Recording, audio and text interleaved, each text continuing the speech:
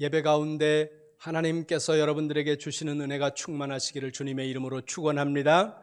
말씀을 통해 은혜가 되시기를 주님의 이름으로 축원합니다. 축원합니다.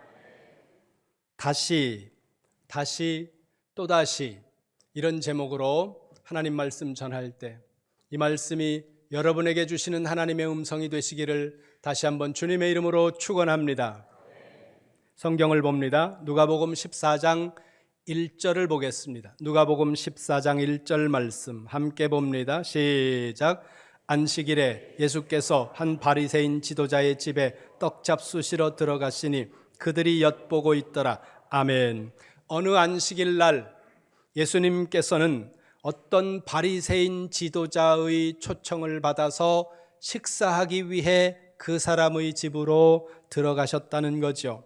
안식일에 예수님을 초청한 그 바리새인이 누구인지에 대해서는 성경이 구체적으로 밝히고 있지 않습니다. 7절을 봅니다. 7절 시작. 청함을 받은 사람들이 높은 자리 택함을 보시고 그들에게 비유로 말씀하여 이르시되 아멘. 예수님을 초대한 바리새인 지도자는 예수님만 초대한 것은 아니었다는 거죠. 예수님 외에도 그 집에 초청받은 사람들은 많이 있었는데 초청받은 사람들의 상당수가 혹은 대부분이 아마도 높은 사람이었다고 우리가 짐작할 수 있습니다. 그 이유는 초대한 사람이 바리새인 지도자였을 뿐만 아니라 거기 보니까 초대받은 사람들이 서로 높은 자리에 앉고 있었더라는 거죠. 그건 그들이 상당한 지위를 가지고 있는 사람들이었다는 것을 보여주는 말씀입니다. 이유는 그뿐만이 아닙니다. 12절에 보니까 12절 앞부분을 보세요. 또 자기를 청한 자에게 이르시되 예수님께서 예수님을 청한 바리새인 지도자에게 말씀하셨다는 거죠. 뭐라고 말씀합니까? 13절 보세요. 13절 시작. 잔치를 베풀거든 차라리 가난한 자들과 몸 불편한 자들과 저는 자들과 맹인들을 청하라. 아멘. 여기서 가난한 사람들을 초청하라고 말씀하고 있는 의미는 지금 이 바리새인 지도자의 초청을 받은 사람들이 상당히 대부분 높은 사람들이었다는 것을 보여주는 말씀이라는 것입니다. 그럼 왜 예수님은 가난한 사람들을 초청하라고 이렇게 말씀하고 계실까요? 14절 봅니다. 14절 같이 봅니다. 시작. 그리하면 그들이 갚을 것이 없으므로 내게 복이 되리니 이는 의인들의 부활 시에 내가 갚음을 받겠음이라 하시더라. 아멘. 이 말씀을 오해하시면 안 됩니다. 우리가 누군가를 초청하고 어떤 사람들과 교제하고 또 식사를 함께 나누거나 할 때에 반드시 가난한 사람들과 함께 해야 하고 그리고 여유 있고 부자들과 함께 하면 안 된다는 말씀이 아니라는 거예요. 이 말씀을 하는 이유는 지금 이 자리에 초청받은 사람들이 서로 다 모두 높은 자리에 앉으려고 했고 그리고 본문에는 없지만 아마도 자리를 가지고 서로 내가 여기가 맞다고 이렇게 하면서 약간은 술렁거림도 있었던 것 같습니다. 그래서 그 사람들을 보면서 예수님께서 하시는 말씀이라는 거죠. 그러니까 모든 사람들에게 동일하게 일반적으로 항상 여유 있는 사람들과는 어울려서는 안 되고 함께 해서는 안 된다는 말씀으로 이 말씀을 해석하는 것은 대단히 잘못 이해하는 것이라는 거죠. 그러고 있는 와중에 어떤 사람이 15절과 같이 말씀을 하자 그 말씀을 들은 예수님께서 대답하시는데 잔치하는 어떤 사람의 비유를 통해서 하나님의 나라에 대해 말씀하셨다는 겁니다. 다시 14절을 보세요. 14절 말씀 한 번 더 봅니다. 시작. 그리하면 그들이 갚을 것이 없으므로 내게 복이 되리니 이는 의인들의 부활 시에 내가 갚음을 받겠음이라 하시더라. 아멘. 잔치를 할 때 가난한 사람들을 초청해서 그들을 대접하면 그 가난한 사람들은 나처럼 이렇게 할 수 없기 때문에 내가 베푼 그 베푼 것에 대해 하나님께서 마지막 날에 상으로 갚아주실 것이다. 그래 말씀하시는 예수님의 말씀을 들은 어떤 사람이 15절에서 이렇게 말씀합니다. 15절 시작. 함께 먹는 사람 중의 하나가 이 말을 듣고 이르되 무릇 하나님의 나라에서 떡을 먹는 자는 복되도다 하니 아멘. 예수님이 대화를 해나가시는 가르침을 베푸시는 가운데 예수님의 말씀을 듣고 하나님 나라에서 같이 식사할 수 있다면 그건 정말 복이 있겠죠? 이렇게 이야기를 하자 예수님께서 그 말씀을 들으시고 하시는 말씀이 16절부터 24절까지 이어지는 비유의 말씀인데, 이 비유의 핵심은 하나님께서는 많은 사람을 하나님 나라로 초청하시지만 모두 다 핑계하면서 변명하면서 그 하나님의 초청에 응하지 않자 하나님께서 종들을 보내셔서 거리로 들로 나가서 가난하고 소외받고 아무에게도 주목받지 못하는 그런 사람들 데려다가 이 잔치자리를 채워라, 이렇게 말씀하시는 하나님이라는 것을 보여주시는 말씀이라는 거죠. 이 말씀은 마태복음 22장 1절부터 이어지는 내용과 병행을 이루고 있는데, 마태복음 21장 14절에서 예수님은 말씀하시기를 청함을 받은 자는 많되 택함을 받은 자는 적다, 이렇게 말씀하심으로 말미암아 유대인과 이방인들을 비교하면서 유대인들이 버림받는 것 같은 뉘앙스로 말씀하심으로 말미암아 바리새인들의 반감을 사게 됐습니다. 다시 본문으로 갑니다. 16절 말씀, 16절 시작. 이르시되 어떤 사람이 큰 잔치를 베풀고 많은 사람을 청하였더니 아멘. 그리고 뒤로 가서 24절 보세요. 24절 시작. 내가 너희에게 말하노니 전에 청하였던 그 사람들은 하나도 내 잔치를 맛보지 못하리라 하였다 하시니라. 아멘. 예수님께서 말씀하시는 이 비유의 가장 중요한 배경은 잔치라는 것입니다. 그리고 예수님은 이 비유 속에서 하나님 나라와 잔치를 은유적으로 배치하면서 하나님 나라의 잔치성을 부각시키고 있다는 거예요. 그러면 하나님께서 하나님 나라와 잔치를 같이 배치시키면서 하나님 나라의 잔치성을 부각시키고 있는데, 예수님께서 말씀하고 계시는 하나님의 나라의 잔치성, 예수님이 부각시키려고 하는 하나님 나라의 가장 중요한 잔치성은 무엇일까요? 그것은 기쁨이라는 것입니다. 잔치의 기쁨이라는 거죠.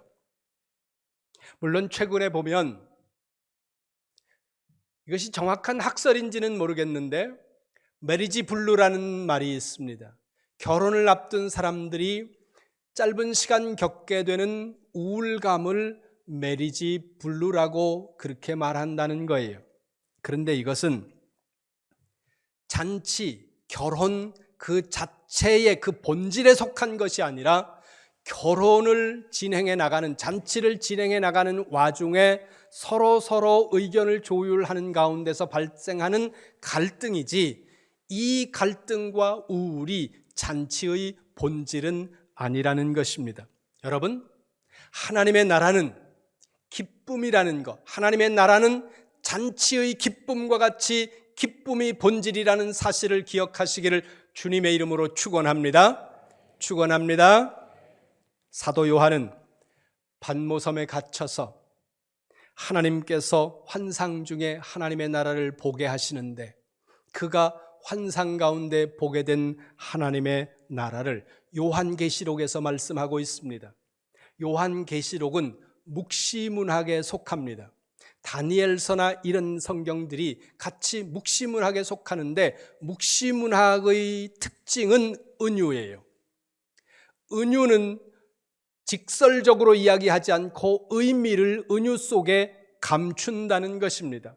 그러면 왜 이렇게 묵시문학으로 성경을 기록을 했느냐? 중요한 이유는 핍박이라는 거예요. 그들이 처해 있는 삶의 자리가 너무너무 신앙으로 말미암은 핍박의 자리였기 때문에 직설적으로 말하면 그 핍박을 견딜 수 없어서 묵시라고 하는 은유 속에 메시지를 감춘다는 거죠. 계시록을 보겠습니다. 요한계시록 21장 2절 말씀입니다. 시작. 또 내가 보매 거룩한 성 새 예루살렘이 하나님께로부터 하늘에서 내려오니 그 준비한 것이 신부가 남편을 위하여 단장한 것 같더라. 아멘. 말씀드렸죠? 계시록은 묵시문학이라고요. 묵시문학은 은유라는 거예요. 문장이나 단어 그 자체를 그대로 해석을 하면 안 된다는 겁니다. 거기 보세요. 거룩한 성 새 예루살렘이 하늘에서부터 내려온다는 거예요. 그러니까 뭔가 물리적인 어떤 것이 이렇게 내려오는 것으로 이해를 하시면 안 된다는 거예요. 그 앞에 보세요. 거룩한 성 새 예루살렘. 거룩한 성 새 예루살렘이 의미하고 있는 것이 뭘까요? 하나님 나라입니다. 그런데 그 하나님의 나라를 어떻게 묘사합니까? 그 뒤에 보세요. 신부가 남편을 위하여 단장한 것 같다는 겁니다. 신부가 남편을 위하여 단장한 것 같다는 이 말씀이 은유하고 있는 게 뭘까요? 잔치라는 거예요. 그리고 잔치의 본질이 뭐라고요? 기쁨이라는 것입니다. 요한계시록 21장 4절을 보세요. 4절 말씀 같이 봅니다. 시작. 모든 눈물을 그 눈에서 닦아주시니 다시는 사망이 없고 애통하는 것이나 곡하는 것이나 아픈 것이 다시 있지 아니하리니 처음 것들이 다 지나갔음이로라. 아멘. 모든 눈에서 눈물을 닦아주시고 애통하거나 곡하거나 아픈 것이 하나도 없는 그런 모든 고통스러운 것이 제외된 삭제된 상태, 이게 뭘까요? 기쁨이라는 거예요. 완전한 기쁨, 그것이 하나님 나라의 중요한 본질이라는 겁니다. 그 기쁨의 하나님 나라로 하나님은 사람들을 초청하고 계신다는 거예요. 오늘 우리를 초청하고 계신다는 겁니다. 어디로요? 하나님 나라의 완전한 기쁨으로, 그리고 비교할 수 없는 큰 기쁨 속으로 여러분들을 초대하고 계시고 세상 사람들을 초대하시는 분, 그분이 하나님이라는 사실을 기억하시기를 주님의 이름으로 축원합니다. 축원합니다. 다시 오늘 본문으로 갑니다. 16절과 24절에서 하나님은 사람들을 그 완전한 하나님의 나라로 초대하셨는데 사람들이 어떻게 반응을 보이는지를 보여주시는 말씀이 18절부터 20절까지의 말씀입니다. 우리가 잘 아는 말씀이에요. 이들이 어떻게 핑계하는지 우리가 이미 알고 있지만 성경을 통해 다시 한번 확인합니다. 18절부터 20절 길지만 함께 봅니다. 시작.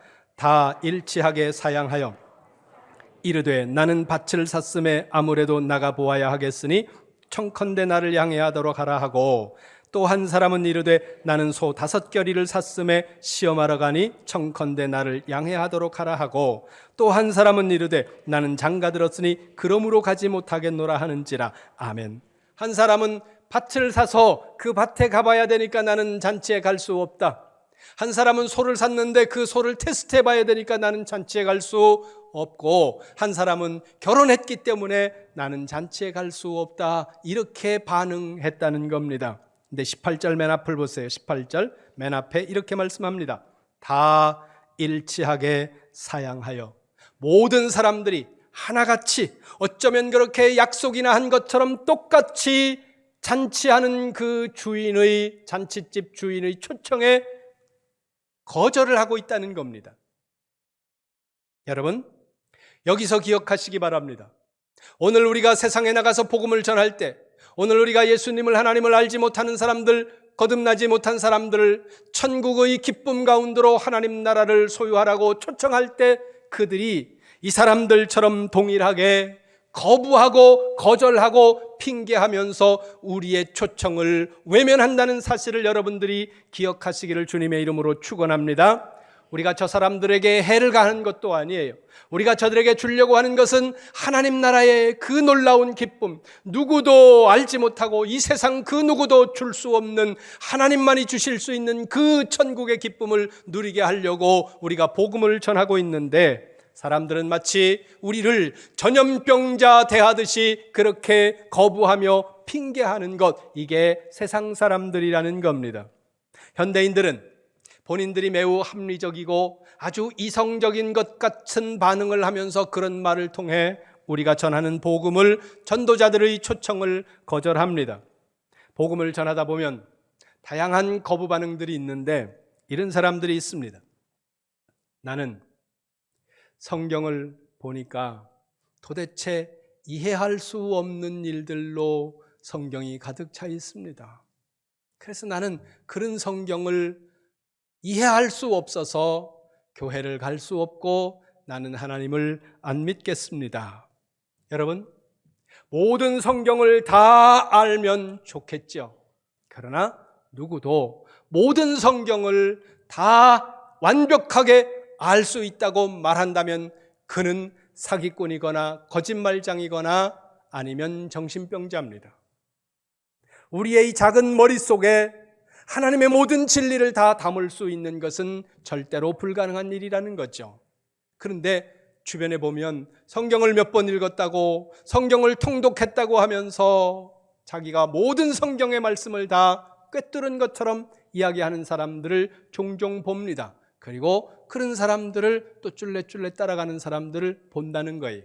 그런 사람들이 누가 이야기할 때 그가 이단이든 아니든 이렇게 이야기하세요. 그 사람들이 여러분 주변에서 이야기하거든. 따라하세요. 꺼져. 여러분, 제가 지금까지 신앙생활을 하면서 성경을 많이 그래도 읽었습니다. 80번을 읽을 때까지는 체크를 하면서 읽었어요.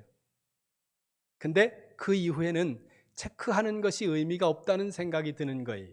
그래서 체크를 하지 않고 읽어서 지금까지 몇 번 읽었는지는 정확하게 모르겠는데 아마 100번은 넘게 읽은 것 같아요. 그런데도 아직도 성경을 읽다 보면 난해한 문제들에 부딪힙니다.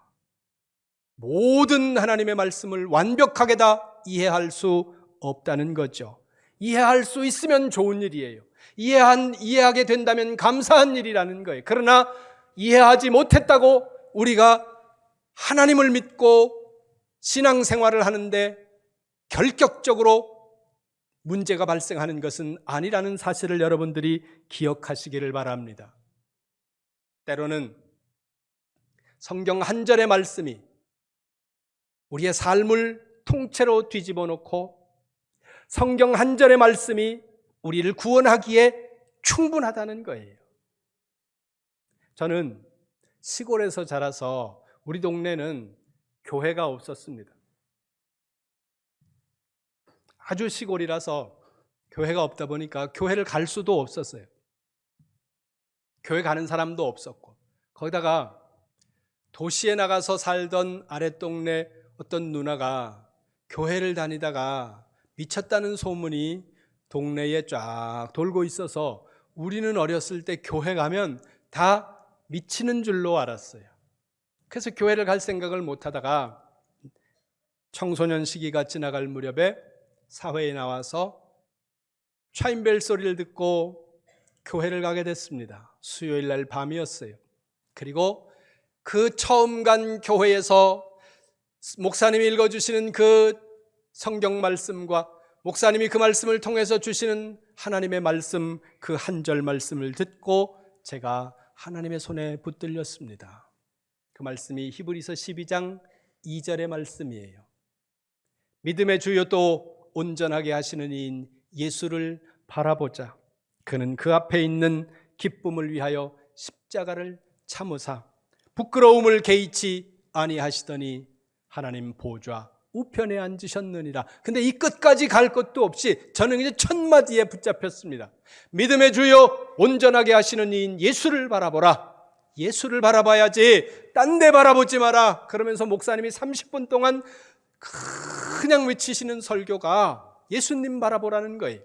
어디로 가고 있습니까? 당신은 지금 어디로 갑니까? 어디를 바라보고 있습니까? 당신이 가고 있는 그곳에, 당신이 바라보고 있는 그곳에 예수가 없다면 여러분 돌아서야 됩니다. 예수 바라보세요. 예수 바라보세요. 30분 동안 설교하는 그 설교가 제게 폭포수처럼 쏟아졌어요. 그리고 신앙생활을 하던 어느 날 우리 교회 사모님이 제 손을 잡더니 목사님 했으면 좋겠다 이러시는 거예요. 저는 그 말씀이 너무 기분 나빴어요.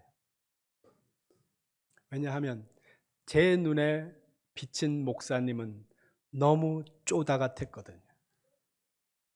사람이 사나이가 세상을 움직이고 나가서 박력 있게 따라와 이렇게 해야 되는데 목사님은 한 번도 그런 모습을 안 보이시고 교회에 가면 아유 집사님, 아유 검사, 미안해, 죄송해, 그러지 마라, 이런 맨날 월남치마 입은 아줌마들하고 골목골목 누비면서 그렇게 다니는 그 모습이, 쌀집 자전거 타고서 그렇게 신방 다니는 모습이 너무 쪼다 같은 거예요.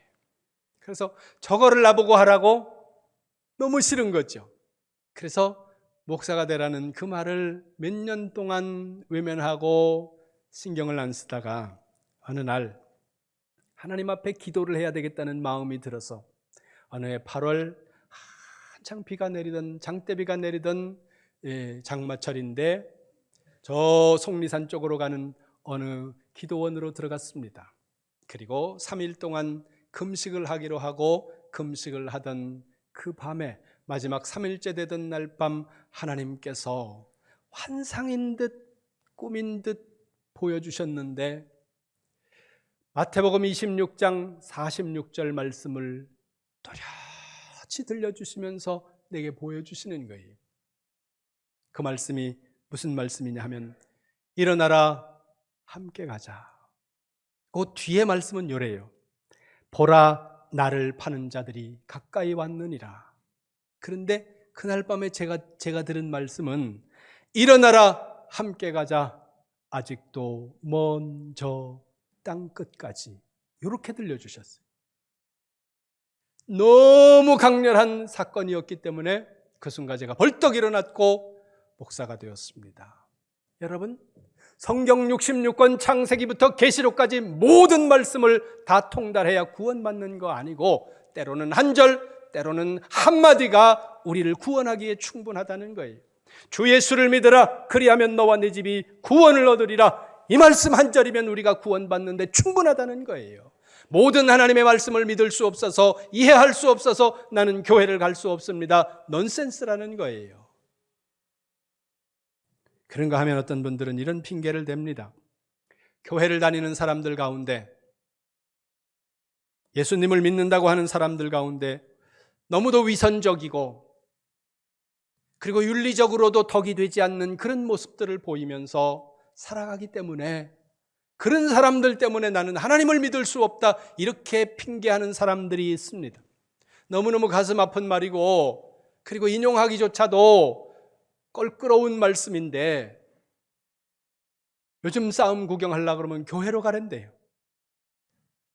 이게 얼마나 가슴 아픈 일입니까? 있어서는 안 되는 일이거든요. 그런데 세상 사람들이 우리를 그렇게 조롱한다는 거죠. 너희가 그렇게 사는 걸, 그런 모습으로 살아가는 걸 보면서 나는 예수 믿을 마음이 없어, 나는 교회 안 갈 거야, 이렇게 반응한다는 거예요. 그런데 지구촌 교회를 담임하시다가 은퇴를 하신 그 원로 목사님이신 이동원 목사님의 어느 설교집에 보니까 이렇게 적고 있습니다. 이 세상 모든 의사들이 다 완벽하게 진료하고 진단하지는 못합니다. 어떤 의사는 오진을 하기도 하고 어떤 의사는 잘못된 진단을 해서 사람들의 생명을 위태롭게 만들거나 혹은 때로는 사람을 사망에 이르게 하는 의사들도 있다는 거예요. 그리고 어떤 의사는 아주 소수겠지만 보험금을 부당으로 청구하고, 제 친구 돌팔이 얘기예요. 간혹 드문드문 그런 잘못 오진하는, 자기가 의도하지 않게 오진을 하거나 하는 의사가 있고, 또 진료를 정확하지 않게 하는 그런 의사가 있다고 여러분 가운데 심각한 아픔이 왔고 질병이 왔는데 나는 병원에 안 갈 거야, 이런 사람이 있다면 여러분 그를 어떻게 보시겠습니까? 그러는 사람은 없다는 거죠. 그런 의사들이 드문드문 있음에도 불구하고 여전히 우리는 병원을 가는 것처럼 교회 안에 바르게 살지 못하는 지도자들과 성도들을 합리화시키자는 말이 아니에요. 바르게 살아야죠. 그러나 그런 사람들이 있다고 하더라도 우리가 하나님의 초청을 거절해도 된다는 이유는 절대 안 된다는 사실을 기억하시기를 주님의 이름으로 축원합니다. 2022년도 우리나라 국토교통부가 발표한 자료에 의하면 2021년도에 우리나라에서 교통사고로 사망한 환자들이 2,916명이었다고 합니다. 2022년도에 교통사고 사망자가 2,735명이었다는 거예요. 이걸 합치면 여러분 5,000명이 넘는다는 거예요. 2년 동안 5,000명 정도의 사람이 자동차 때문에 죽어가고 있다는 거예요. 그러면 우리 가운데 그렇게 무수히 많은 사람들이 자동차 때문에 죽어가고 있기 때문에 나는 차를 살 수 없고 차를 만들어서는 안 된다고 사람들이 목소리를 높이면서 소리 지르는 거 봤습니까? 아니잖아요. 올바로 살지 못하는 그리스도인들과 지도자들을 합리화하자는 말씀은 아닙니다. 올바로 살아야 됩니다. 그럼에도 불구하고 그런 사람들이 소수 있을지라도 우리는 여전히 하나님께서 초청하시는 그 하나님 나라의 잔치, 천국의 기쁨 가운데로 초청을 받았을 때 거부하고 거절해서는 안 된다는 사실을 기억하시기를 다시 한번 주님의 이름으로 축원합니다. 축원합니다. 어떤 사람들은 이런 핑계를 대기도 합니다. 나는 요즘에 이단이 하도 많아서 이단에 빠질까 봐 무서워서 교회를 안 가기로 했습니다. 지혜로운 사람 같이 보일 수도 있을 거예요. 우리 교회도 새로 오시는 분들이 이렇게 계실 때 그분들을 등록하면서 인터뷰를 하면 이제 언제 기업도시로 오셨습니까? 혹은 원주로 오셨습니까? 질문을 해보고 그럼 기간이 좀 되면 그동안에 그럼 다른 교회를 다니셨겠네요? 이렇게 여쭤보면 적지 않은 분들이 그렇게 대답해요. 요즘엔 교회를 선택하는 게 너무 조심스럽잖아요. 그래서 집에서 온라인으로 예배드렸습니다. 이렇게 이야기하시는 분들이 있다는 거죠. 조심스러워서 조심하는 거, 신중한 것은 100번 잘하는 일입니다. 그러나 이단들이 두렵고 이단들 때문에 나는 교회를 안 가겠다, 나는 하나님 믿는 것을 안 믿겠다, 왜 그렇게 이단이 많습니까? 이렇게 말하는 것은 옳지 않다는 거예요. 어떤 분이 쓴 글에 보니까 파스칼이라는 분이 이렇게 이야기했다 그래요. 제가 파스칼의 글을 직접 본 게 아니고 간접적으로 보았는데 이런 얘기예요. 이 세상에 종교적인 가짜가 많은 이유는 진짜가 있기 때문이다. 진짜가 있기 때문에 가짜가 있다는 거예요. 여러분, 가짜가 판을 친다는 것은 가슴 아픈 일이고 슬픈 일입니다. 그런데 뒤집어 생각해 보세요.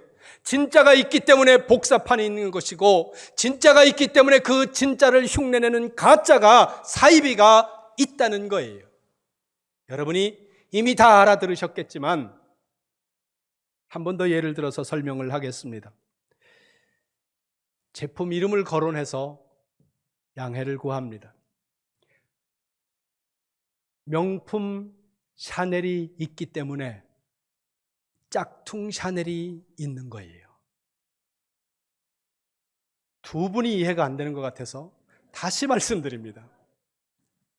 명품 구찌가 있기 때문에 가짜 구찌가 나온다는 거예요. 그 명품 브랜드가 사라지면 그 가짜도 사라진다는 거예요. 많은 나라를 다니면서 한국처럼 이단이 많은 나라가 또 있을까 싶을 정도로 한국에 이단이 많습니다. 사이비가 많아요. 어떤 분이 적은 글에 보니까 한국에는 예수가 몇 명이고 그리스도가 몇 명이고 하나님이 몇 명이고 이 사람들 다 합쳐놓으니까 한국이 어마어마한 나라예요. 이렇게 이단이 자기가 하나님이라고 말하는 사람들이 전 세계에 있지만은 이렇게 많을까 싶을 정도로 그런 생각이 들 때가 있습니다. 그런데 이 글을 읽으면서 제가 생각을 바꿨다니까요. 저렇게 짝퉁이 많다는 것은 뭐예요? 한국에 진짜가 있기 때문이라는 거예요. 아무도 동의를 안 하시는데. 나는 이단이 많아서 사이비가 많아서 신앙생활을 할 수 없습니다. 교회 가는 것이 두렵습니다. 핑계라는 거죠. 이렇게 핑계를 대는 사람들을 향해서 잔치를 연 사람이 보인 반응은 21절입니다. 누가복음 14장 21절 같이 봅니다. 시작. 종이 돌아와 주인에게 그대로 고하니 이에 집주인이 노하여 그 종에게 이르되 빨리 시내의 거리와 골목으로 나가서 가난한 자들과 몸 불편한 자들과 맹인들과 저는 자들을 데려오라 하니라. 아멘. 거기 앞부분을 보세요. 사람들이 하나같이 핑계를 댑니다. 그 말을 듣고 잔치를 개설한 주인이 보인 반응이 뭐라고요? 첫 번째 반응이 노했다는 겁니다. 분노했다는 거예요. 그런데 여기 이 단어를 헬라어 사본으로 보면 오르기조라는 단어에, 이 오르기조라는 헬라어를 히브리 말로 바꾸면 하라라는 단어입니다. 하라라는 단어의 첫 번째 의미는 분노한다는 뜻이에요. 그런데 분노한다는 의미 말고 다른 의미가 있는데 그 뜻이 뭐냐면 탄다는 뜻이에요. 이렇게 거절하는 사람들을 바라보면서 잔치를 연 그 주인은 가슴이 타들어간다는 거예요. 많은 자리를 준비해 놓고 잔치를 열었는데 이 기쁨에 참여하라고 사람들을 불렀는데 오지 않는 사람들을 보면서 주인은 가슴이 타들어가는 거예요. 이 타들어가는 가슴, 그 가슴이 하나님이라는 거예요. 오늘 잃어버린 사람들을 초청하고 복음을 들어야 한 사람들을 우리의 입술을 통해서 복음을 전하게 하시고 그들을 초청하셨는데 그들이 거부하고 거절하는 것, 오지 않는 모습을 보면서 하나님께서 가슴이 타들어간다는 거죠. 그 타들어가는 하나님의 가슴이 뭐예요? 하나님의 간절함이라는 겁니다. 그래서 22절 보세요. 22절 시작. 종이 이르되 주인이여 명하신 대로 하였으되 아직도 자리가 있나이다. 아멘. 거리로 골목으로 나가서 가난한 사람들, 병든 사람들, 소외된 사람들, 의지할 곳 없는 사람들을 누가 되었든지 데려다가 잔치자리에 앉혀라. 그랬는데도 종이 와서 이야기합니다. 그렇게 했는데도 자리가 아직도 남습니다. 그러자 23절 보세요. 23절 주인의 반응입니다. 시작. 주인이 종에게 이르되 길과 산울타리가로 나가서 사람을 강권하여 데려다가 내 집을 채우라. 아멘. 다시 거리로 나가라. 그리고 사람을 강권해서 데려다가 내 집을 채워라. 무슨 말씀입니까? 하나님이 계속 반복적으로 말씀하세요. 또다시 나가라. 또다시 나가라. 그리고 사람들을 권해서 내 자리를 채워라. 이 잔치하는 권하고 있는 이 주인이 하나님이시라는 거죠. 여러분, 이 하나님의 타들어가는 가슴과 이 하나님의 간절함이 우리의 심령 속에 전이될 때 우리는 세상으로 나가서 외칠 수 있다는 거예요. 이 하나님의 마음이 우리의 마음이 될 때 우리가 복음을 전할 수 있다는 겁니다. 만일 이 자리에 계신 여러분 중에 단 한 분이라도 하나님께서 주시는 하나님과의 관계에서 오는 기쁨, 그 천국의 큰 잔치의 기쁨을 모르거나 맛보지 못한 분이 계시다면, 그 완전한 기쁨을 모르는 분이 혹 계시다면 이 시간 마음을 활짝 열고 예수 그리스도를 여러분의 구주로 영접하시기 바랍니다. 그리고 그 하나님과의 관계에서 오는 참된 천국의 기쁨을 새롭게 소유하시기를 주님의 이름으로 축원합니다. 그리고 그 하나님의 간절함을 가지고 타들어가는 가슴을 가지고 여러분이 사는 마을로, 그리고 여러분의 길거리로, 여러분의 아파트로 돌아가서 그리고 힘있게 외치시기 바랍니다. 그들을 초청하시기 바랍니다. 오라고. 어떤 분이 보니까 이 성경을 읽으면서 조사를 해보니까 성경 안에 오라는 단어가 1900번 나오더라는 거예요. 1000번을 외쳐도 부족합니다. 오라고 1000번을 소리쳐도 부족하다는 거예요. 오늘도 변명하면서 거절하는 사람들을 바라보시는 하나님의 마음은 타들어갑니다. 여러분 모두가 먼저 이 하나님과의 관계에서 오는 기쁨과 천국의 기쁨을 맛보시고, 그리고 그 기쁨을 가지고 하나님의 간절함을 가지고 여러분이 있는 삶의 자리에서 외치시기 바랍니다. 오라고, 하나님께로 오라고 거부해도 또다시 외치시기를 바랍니다. 그럴 때 하나님은 여러분의 발을 아름답게 하시고, 여러분의 손을 복되게 하시고, 여러분의 입술이 가장 행복하고 감사가 넘칠 수 있도록 인도하실 줄로 믿습니다. 여러분의 삶의 자리로 걸어가시기 바랍니다. 두려워하지 말고, 거절함을 걱정하지 말고 가서 외치시면 하나님이 오늘도 여러분의 삶의 자리에 함께 하실 것입니다.